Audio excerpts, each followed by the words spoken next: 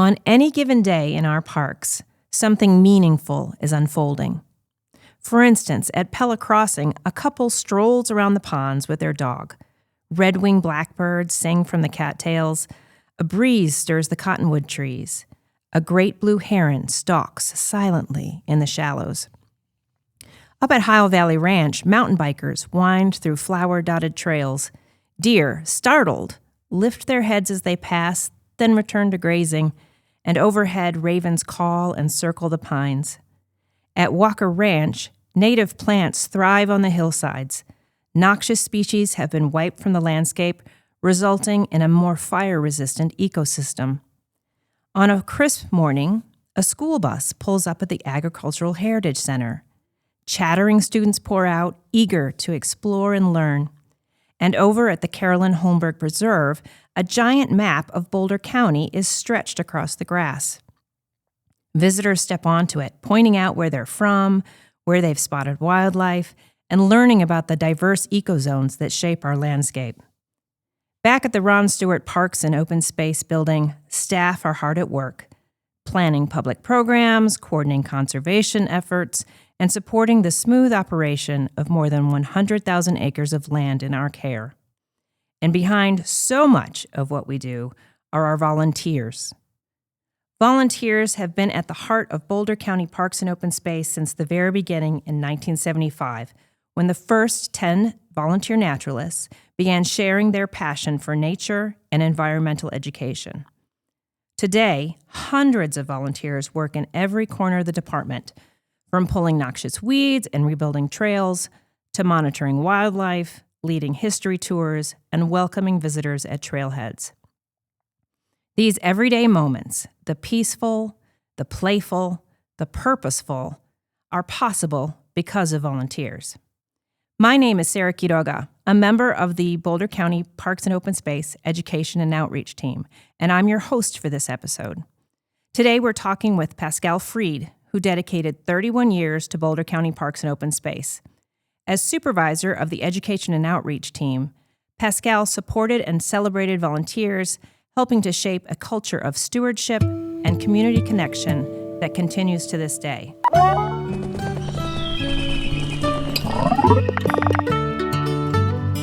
Welcome, Pascale. It's so good to talk with you. Thank you. Now, from what I understand, Education and Outreach, when you started, only had one full-time employee and you shared 3 seasonal with the rest of resource management. Is that true? 1.5. I was a supervisor of a half-time person. Okay. So I assume then you had to rely on volunteers quite a bit. Yeah, definitely. So can you tell me a little bit about our first volunteer programs at Boulder County Parks and Open Space? Yeah, as you mentioned, there were 2 groups, and one of them was an advisory position. They had it called POSAC, and really most municipalities have a citizen advisory committees, and they were in place even before the department started, and then they became an official committee after that, after the department was created. And they did a lot of listening sessions with the community and trying to figure out what people wanted to preserve and what they thought open space would be, which was a really early concept back then in 75. But the naturalists were really the first working for the department because the advisory committees work for the commissioners. So they liaison between the department and the commissioners, but really ultimately they're providing advice, recommendations to the commissioners. So the naturalists were the very first. And I believe POSAC is the Parks and Open Space Advisory Committee. That's still an active group today. Yes. And it started, I'm not sure how many they had in 75, but it got as big as 15 people. And then it came back down to, I think, probably a more manageable size. So tell me, what were some of the first volunteer programs when Boulder County Parks and Open Space started? And that was before my time. Right, of course. I've been running that long. But initially, it was, as you said, volunteer naturalists.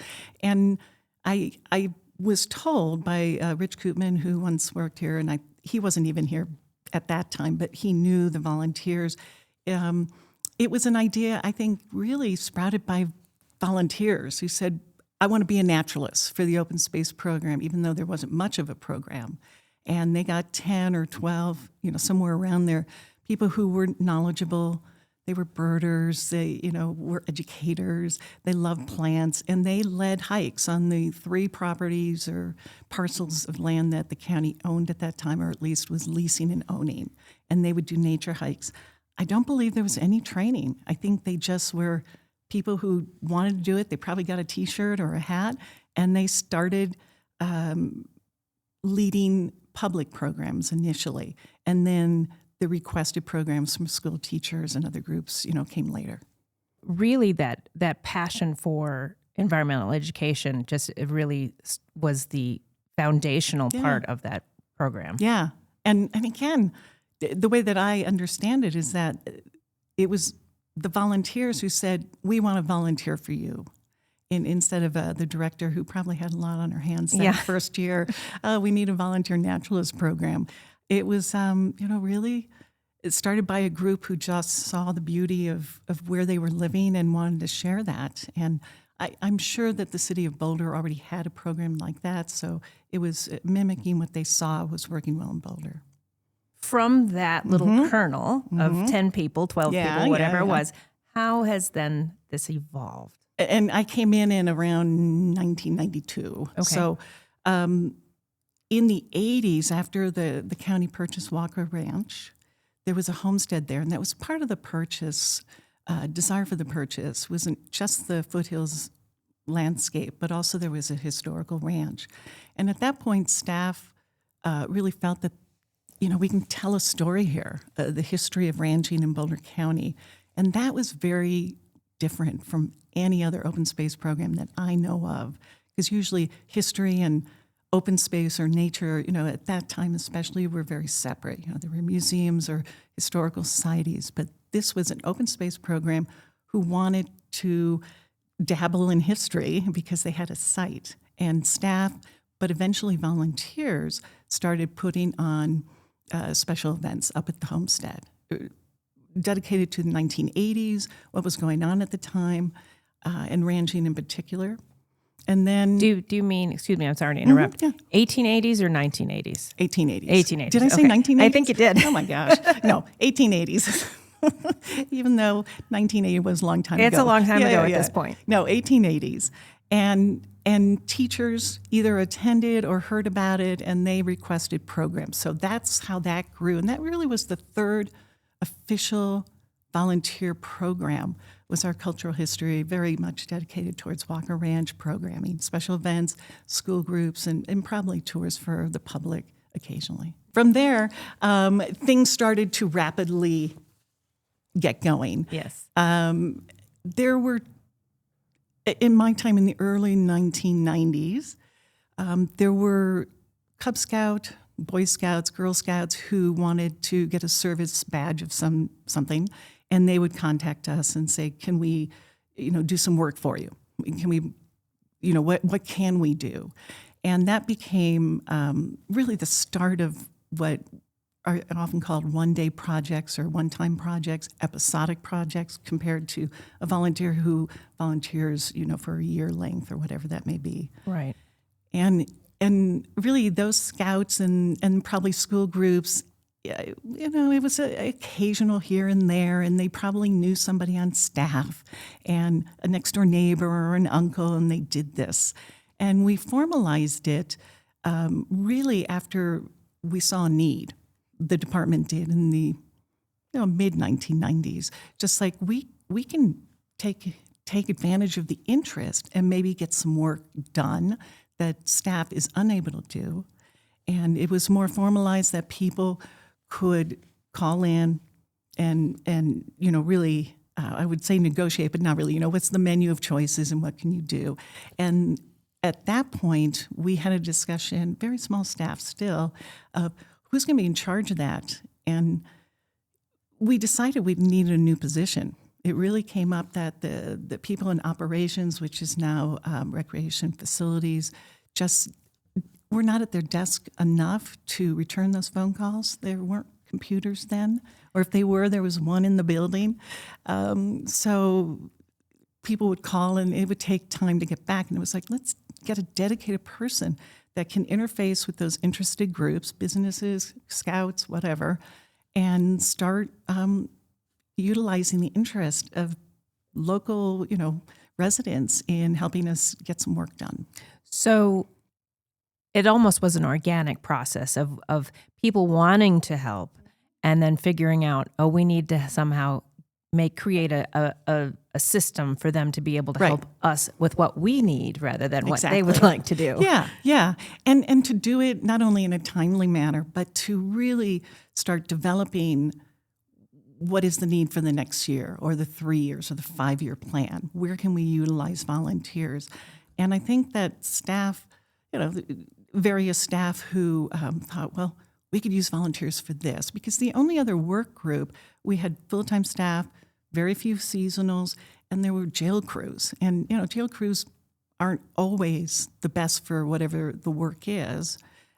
We needed more people or different types, et cetera, but there was a demand by the public to, can we help?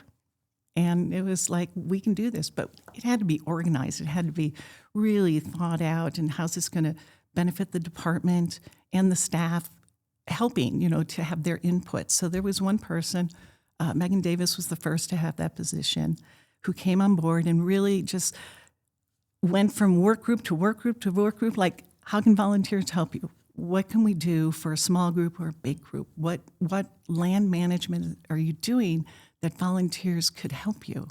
And that began the episodic projects, and it grew. That portion of the department, just after you have a staff dedicated to it, it just incredible, the momentum of doing that, because word got out that people could do that. Well, and I like that word momentum, because I would think that as more people participate in those programs and they tell their friends, and then their friends want to get involved as well. Right. And most of us, I assume you too, we love Boulder County, Colorado, because of the outdoors.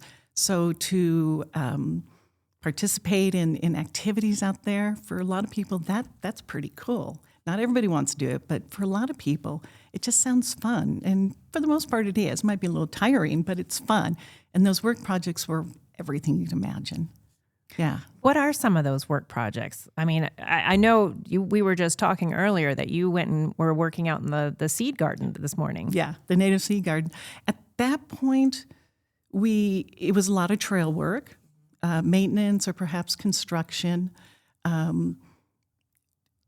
If we could go forward a little more, we probably in the early 2000s, Ron Stewart became the director, just before the change of the century, I think. Not century, but I think my numbers are mixed up. But anyway, when he came on board, he saw the value in volunteers, residents of Boulder County participating, and really, I think, challenge work groups that, everybody should be able to work with volunteers. So I could go through the list, real quick. In the agricultural group, ditch cleaning, really pulling weeds off fence lines, collecting leftover not produce, but vegetables that a farmer had cleared, but there was some left that could be utilized by community food share. In trails, a lot of trail maintenance, a lot of trail construction for sure. The grounds crew tore down fencing, they built fencing, a lot of trash pickup, especially new properties. There was a momentum in the 90s after the tax passed where we were acquiring property, and a lot of those properties had been owned, and there was, just stuff left over. So we did a lot of cleanup, and they did a lot of cleanup and recruited volunteers to help. And we had one group that really got into it. Like, that's all they wanted to do was clean up open space. And they got tires and parts of cars and just, old wood and taking down fencing.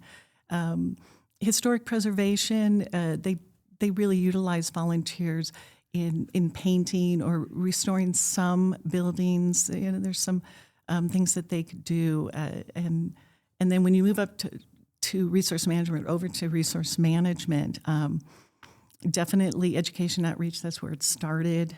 Just the naturalist program, that you mentioned, being out in the parks. It started as the Park Host Program, and now is called the Volunteer Ranger Corps, where they would hike, bike, or ride their horse. And that expanded to being at trailheads, talking to people, welcoming them. They attend special events, and they staff those trailhead displays, which is a wonderful educational tool because people are getting ready for their hike. And some people come to parks and they don't know where they are, what they're going to do, and they get that orientation. Plant ecology really just took off. They had so much that could be done. The more the merrier. And really, initially, we're working with VOC, the Volunteers of Colorado for Colorado, I can't remember, and then WRV, Wildland Restoration Volunteers, where they would partner. But then they started having their own group and their own projects of planting shrubs, trees, wetlands, removing things, building things, and then finally wildlife, which episodic was minimal. It was a lot of prairie dog fencing initially, was putting up when we had really a lot of issues around prairie dogs, some of the ag lands that we purchased. But then it was wrapping trees with the cages to, benefit, or not benefit, but to hold back the beavers, or pulling out cattails. I remember pulling out cattails so the frogs could really have the habitat that they needed. So there was a lot going on. It was really just amazing how diverse and wide the work was. That is amazing. That is wonderful to hear all those projects. Yeah. So since you, I'm sure, in the education outreach department, I'm sure you worked with many, many volunteers. Do you have a particular story or memory of something that made like a significant impact? The one that comes up often when thinking about groups of volunteers, and then there's probably single, but after the 2013 flood, this area was just devastated. Roads were broken. Open space had so much junk, that had been flowed, had a lot of debris onto it. And we had to close a lot of parks because of that. Carolyn Holmberg, Anu White, Pella Crossing, which, was a favorite for people in the northern part of the county. And we started doing just debris cleanup.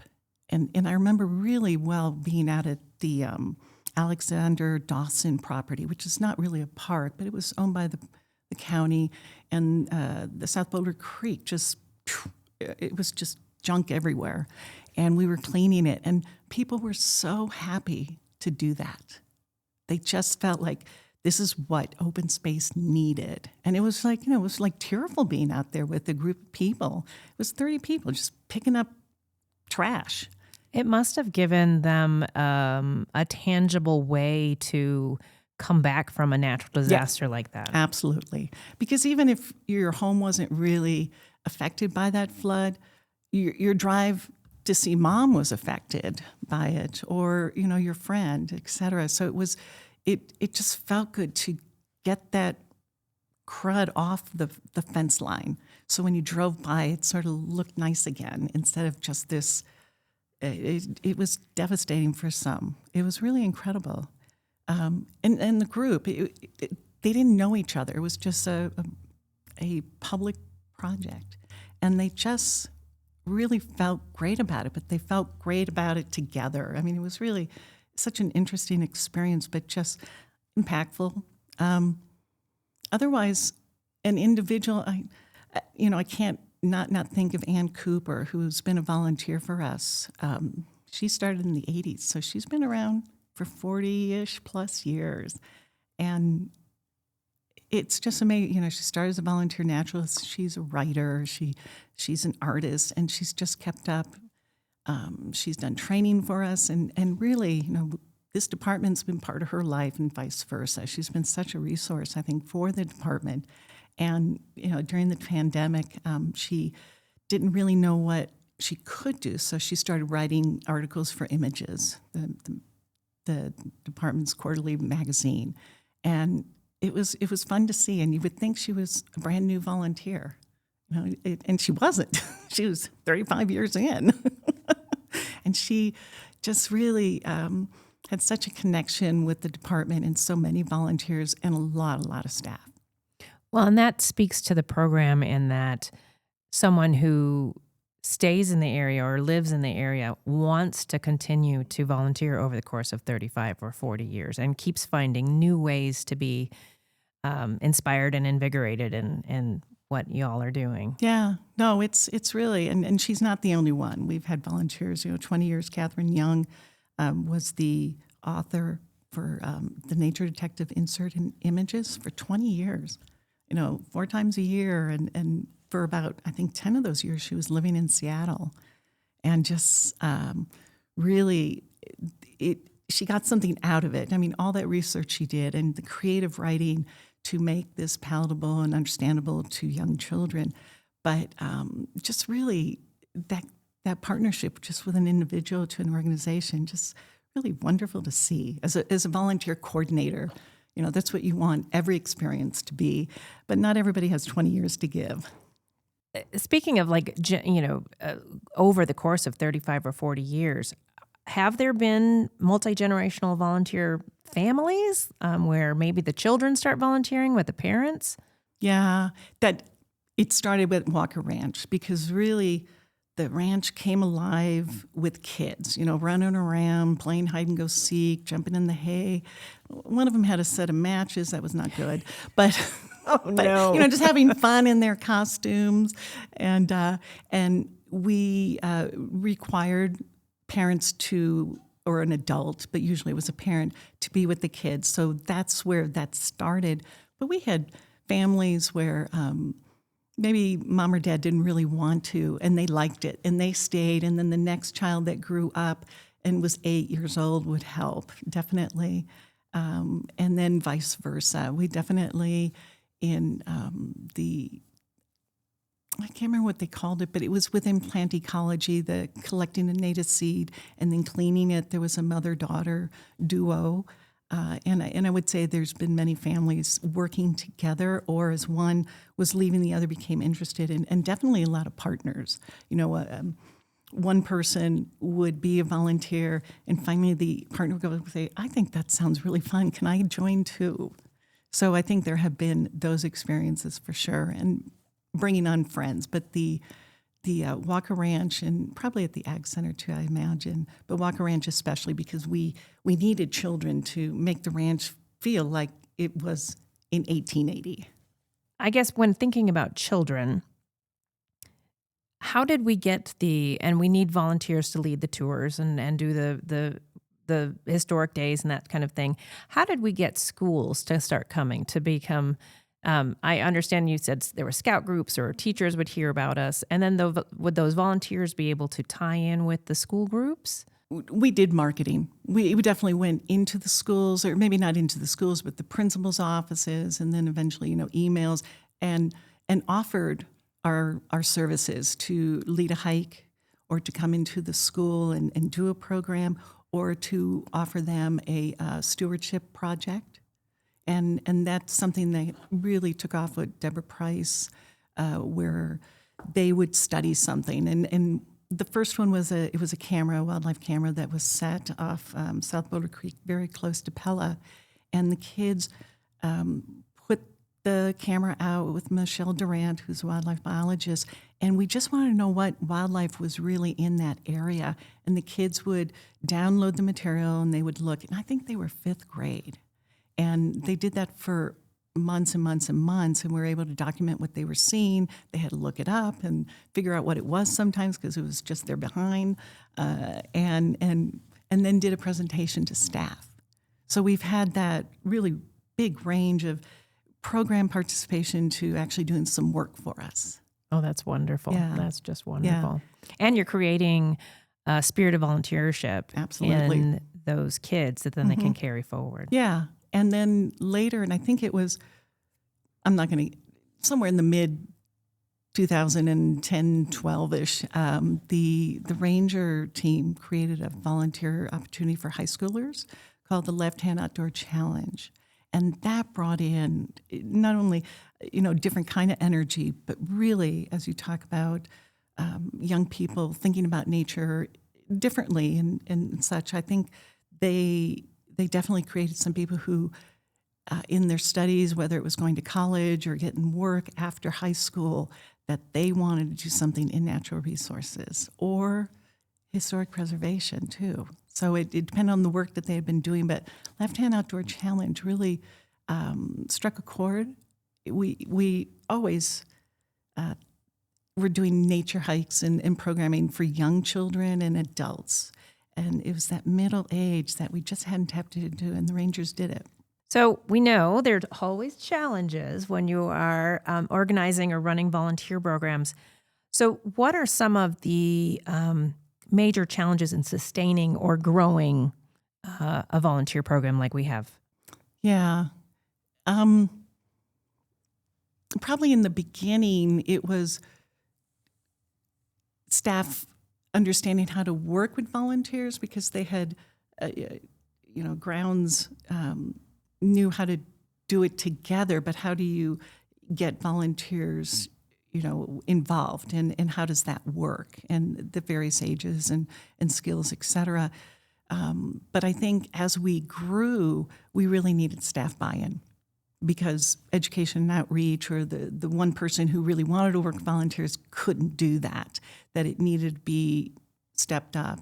And Ron Stewart, who was our director at that time, really saw the benefit of volunteers and really wanted the community to be involved. And he basically told us as a department, you got to work with volunteers. Almost everybody here can, and I want you to. And then he put his money where his mouth was, because volunteers do cost money. They are not free, minus the salary, but staff time, enough staff to really do a quality job, which I think we were doing and still continue to do. There's equipment, there's recognition, there's resources, and really the biggest resource is staff time. So I think that was the hardest.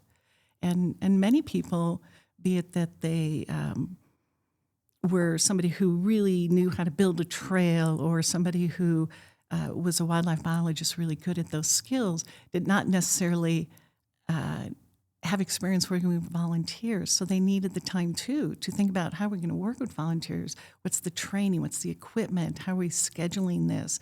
What ages? Where are we going to do it? And I think organizations, be it public or nonprofit, that just think volunteers happen like that, haven't thought it out and haven't seen the results of a bad experience. And I'm sure we had some, but really, Ron and Therese, who was a manager at that time, really felt like that was staff's responsibility, and that's part of the work plan.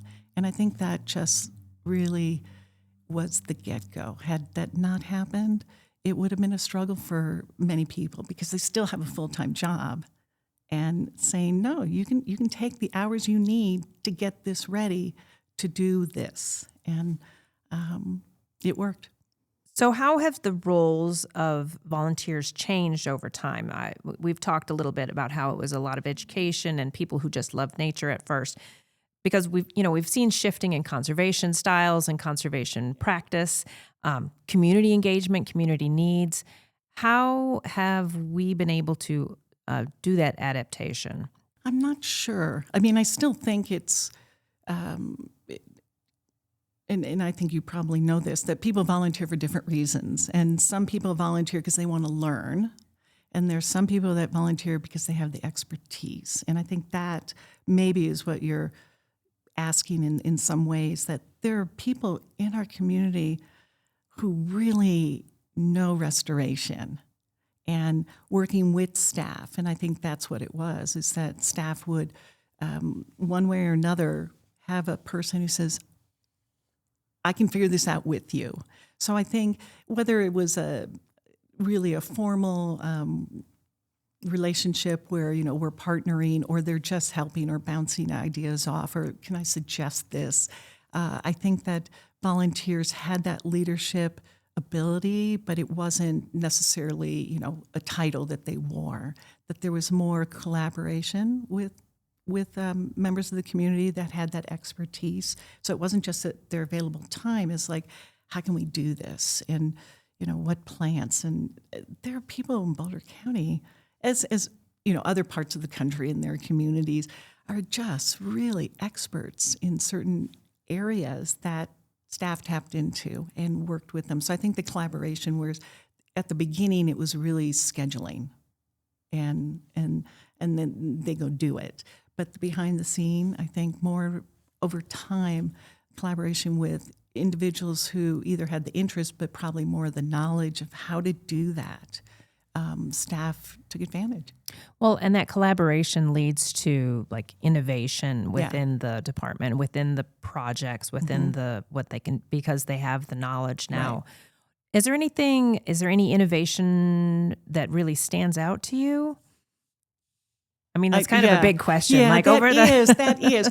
There was a time when we were using a lot of, I believe we still have wildlife cameras. They're called game cameras to many people.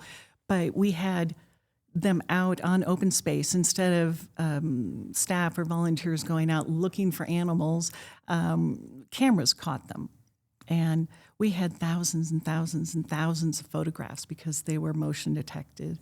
And no way did the 3 biologists have enough time to look at all those photographs to identify what was in them.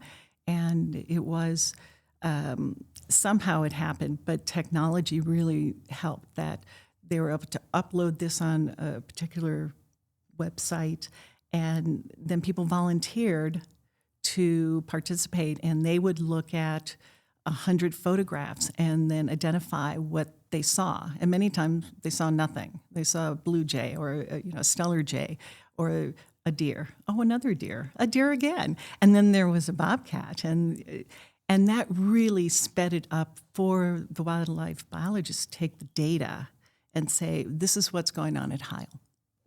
So that's I don't know if it's innovation or using technology, but I'm not even sure who came up with that, but it definitely was a great project. And we really did a lot that 2 or 3 years that we did that. We sort of cleaned off the cameras, and it felt like it was worth doing. Some people would really want to know, we've talked a little bit about it, the why of our volunteers, why they put in the hours, the study, the sweat equity into our parks and open space. So what can you tell me that volunteers have told you or that you know of about the why? Why are these experiences important to them to put all that time in? Yeah. Definitely, as I mentioned earlier, people want to learn. Like me working or volunteering at the Native Sea Gardens because I want to understand it better, just plants in general. How's that cycle and spreading those seeds out on open space? What are all the steps? And the experts who have, retired or they are currently working as a geologist somewhere, just know the value of the Hall 2 property because of the geological features there. I think another reason is that people want to be outdoors. So many people work indoors exclusively that they just enjoy being outside. It's just fun to be outside. And as open space staff, you sort of forget that. But it's just nice being outside. There's a social part of volunteering, and what many, many, many of the ongoing programs where they work in a group or they have to go out in pairs, it's that social being with people with like interest, whether it's wildlife or it's history, that you can bounce off information and books that you've read or have you visited this museum. But I think it's also the social interaction of people who will bring their children and go, I want them to not only see open space and understand it, but I want them to give back to open space, and hopefully they will want to do that on their own. So I think that social aspect's sort of dual, but we have volunteers who found great friends and they travel together, and they really developed friendships just because they were studying history together or churning butter together up at Walker Ranch or leading stargazing programs. And I think the other, and it's unique to not all programs, but some, is that people want to get tired. Again, we are very indoor, sitting down work, and to go out on open space and to help thin the forest and drag these branches and make slash piles. And people said over and over, it was really hard, but I loved it. And they just felt good, and it felt great to be sore the next day and not have to do it again, I'm sure. But there's, that part, and the last, and it's constant that I heard, is that I've just moved to Boulder County. I want to know what there is, or I've lived here forever and I want to give back. So there's a sense of community with the land and with other people who live in Boulder County, and just wanting to be together and enjoying open space, because it is unique. So many parts of the United States don't have it. And I think for those people who think about it a little bit or just know that, it's like, this is really cool. And I think they like that sort of camaraderie and just going, aren't we lucky? We're just so lucky. I am. I'm hearing that it's volunteering creates connection, whether it be to nature or to their community or to the group that they're volunteering with. It just, Yeah.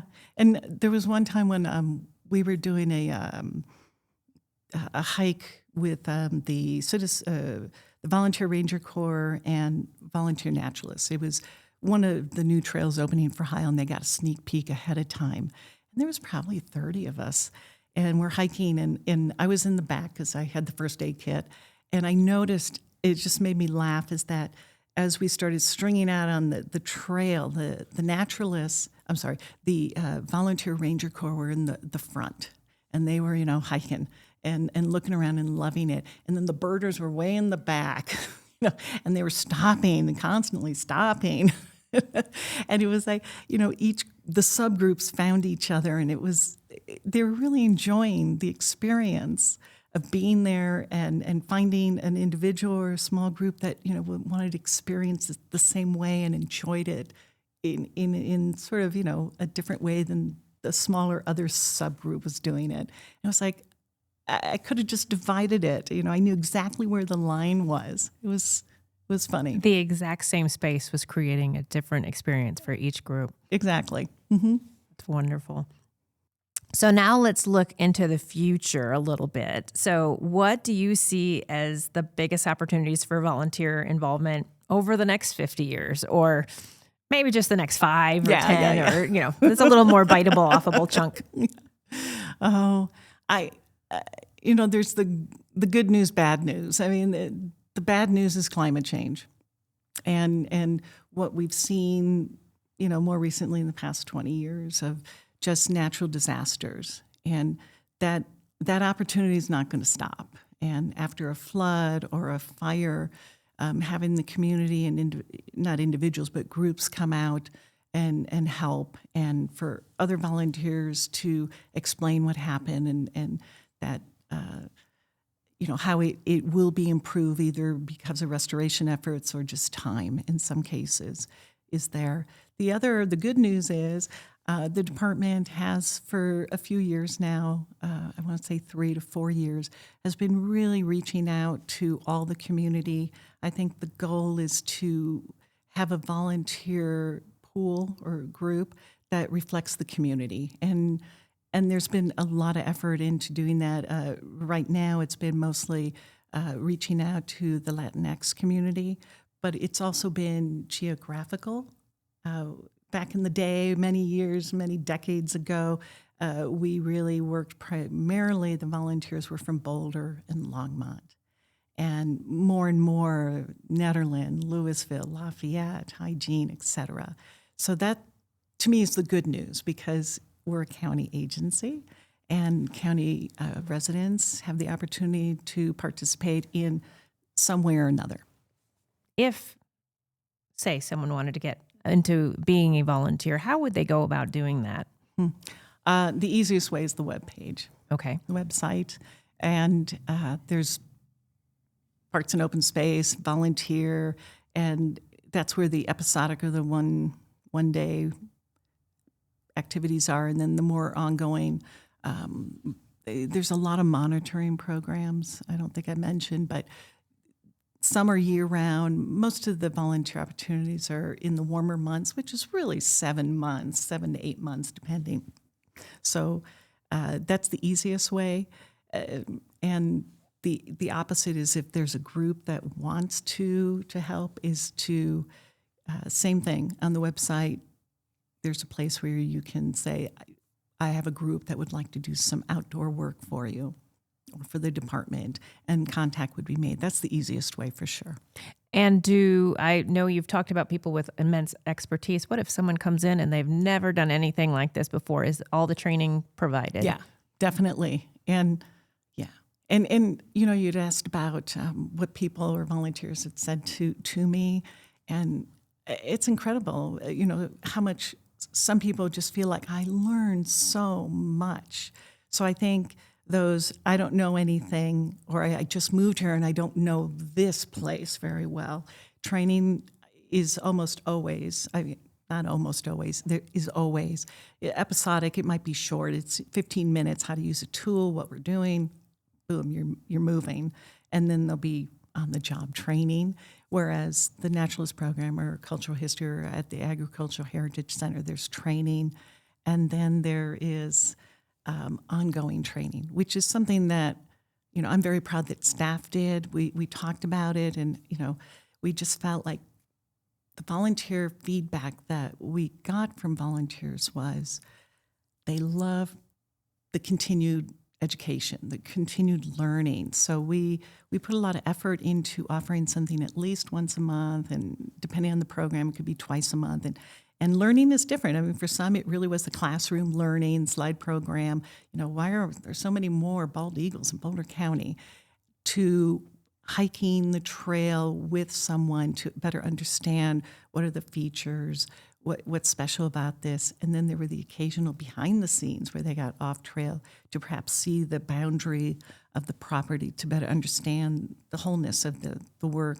And that's the one thing about those episodic projects. Most of them really are not on trail because that's done, so to speak. So a lot of that opportunity was off trail, and to really get to see open space in a different view, different contexts, pretty cool. What I've found in working with volunteers, different volunteers, is that you always get a different story or a different factoid from whomever you are speaking with. And so it's really fun to talk to all the different people and get your knowledge is just expanded by who you happen to be talking to, even though they've had the same training. It's yes. And it's, the conversations just, it's really amazing because you have people who you think have never done this, but they know more than they think they do. And that's, I don't know, not human nature, but we were doing a planting and it was just rock hard soil. And it was pretty amazing how the theories of how to do it better, it was like, these guys know what they're doing. They don't need us. They got it. So that collective thinking about it, problem solving, is great. If you could tell future volunteers who have just been, they're intrigued and are thinking about it, if you could tell future volunteers one thing, or maybe a couple things, what would that be? Well, I would say first, jump in, do it. And I do think there's hesitation of, I don't know how. And a lot of our volunteers in some programs, not all programs, are people who are retired, maybe getting older and, are a little nervous, like, I don't know if I can do this. And as with anything, the more you do it, the easier it gets. So I would say you might not feel comfortable leading a tour at the Agricultural Heritage Center. And kindergartners are first grade, you can do that. And then you move up. And the fourth tour that you teach or you lead is better, just to start that. And it's the physical ability, too. I do think sometimes people are scared, like thinning trees and carrying we can do that. I don't think the department has really overextended what people can do, especially working in groups. And that's part of the activity, is to not burden any one person or to potential injuries, to work as a team.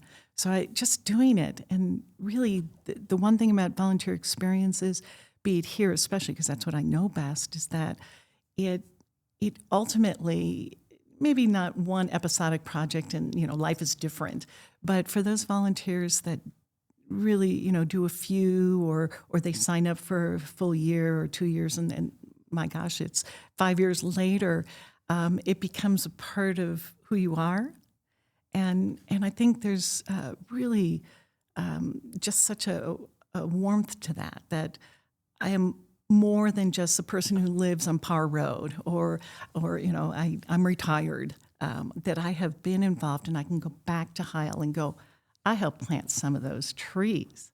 And that's really exciting. And it's just really part of that community. And I think part of Mother Earth, to sort of go down that route, that we are all connected and can really be involved. And I, through my years, and I assume, you too, that I've been to a few funerals of volunteers that passed away, and some, these volunteer experiences were really part of who they were. It was heartwarming. Yeah. It's nice to, as you said, so many of our jobs are sitting down and doing emails and that type of thing. It's nice to be able to see something that's tangible. This hillside has been cleared because of things that I did, or this group of kindergartners now knows what a cow does on the farm. It really is a tangible result, which we don't often get in our world these days. Yeah, and in some ways, because it's volunteer, it was my choice. Whereas, some people work, it's like, the boss told me to do this. It's something that they want to do. Sometimes they're led by their spouse, but I don't know, I think it's even a little bit more rewarding. And then occasionally you will see that eagle fly overhead, or somebody, saw some rare plant. And that's just, over the moon kind of thing. Well, I really thank you for joining us today, Pascale. It was wonderful talking with you. I appreciate the invitation. I really do. Thank you for listening to this episode. We'd like to thank Longmont Public Media for use of their studio space for our recording. Please remember to like and follow us on social media, Instagram, Facebook, and YouTube, and subscribe to our podcast series on your favorite podcast platform. Thank you.